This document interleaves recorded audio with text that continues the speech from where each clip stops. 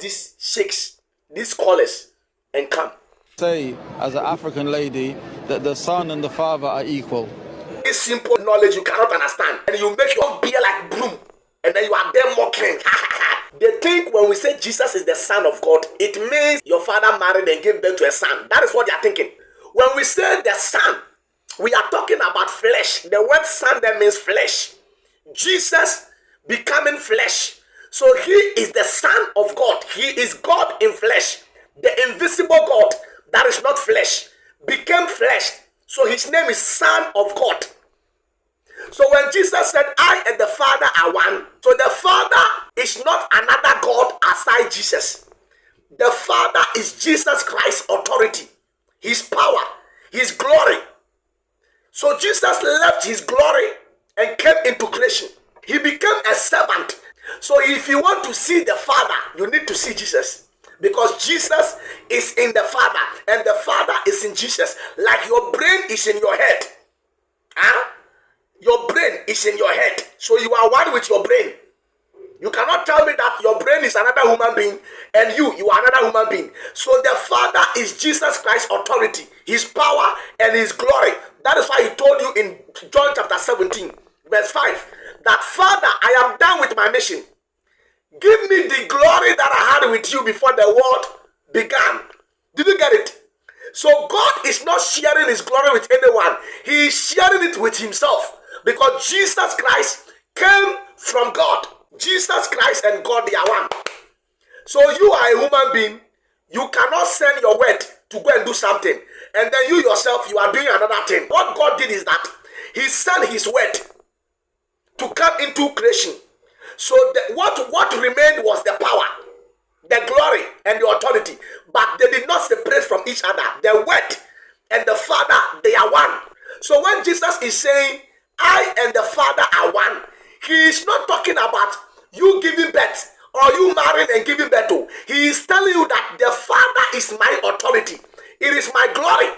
I came out of the Father to take flesh. And the Father is my power that you guys are looking for.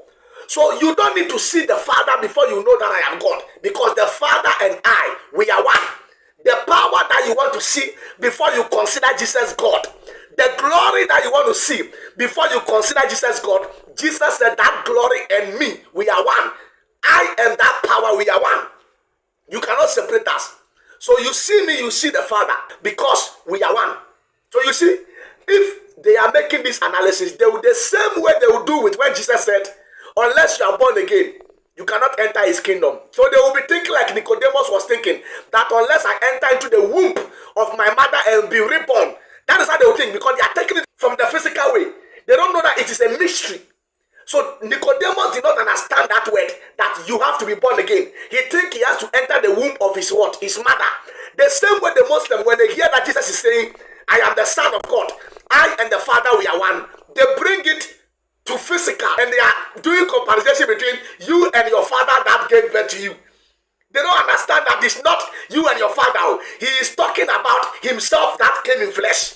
God, who is all spirit, came in flesh. So he became Son of God. The Son means flesh. And they don't get this simple knowledge. And they are there laughing. Look at the face. Look at that guy.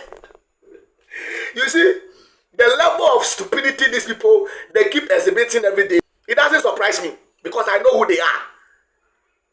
Look at how they are laughing as if they are making sense. When we say the Son of God, we are talking about God became flesh. Because God is not flesh. God is all spirit.